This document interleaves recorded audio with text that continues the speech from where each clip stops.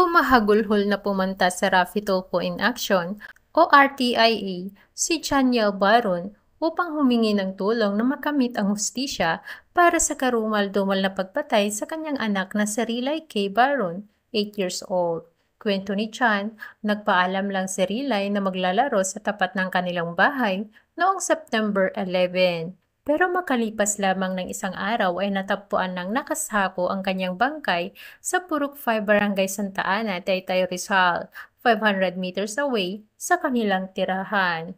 Nang makapanayam ni Senator Idol Raffy Tulfo via video call si Crystal Ann Albotra, ang nanay ni Riley, sinabi nitong napakabait at walang kaaway ang kanyang anak kaya wala siyang maisip na pwedeng gumawa ng ganitong klaseng krimen sa bata. Agad namang tinawagan ni Senator Tulfo si Police Colonel Gaylor Bagala, hepe ng Taytay Municipal Police Station, upang humingi ng update sa investigasyon nila sa kasong ito.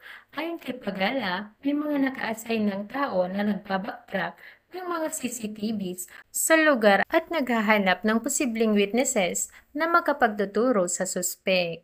Dagdag pa ni Pagala, inaantay pa nila ang official autopsy report upang malaman ang sanhi ng pagkamatay ni Riley. Pero nakita raw sa kanilang initial investigation na mayroon itong injury sa mukha.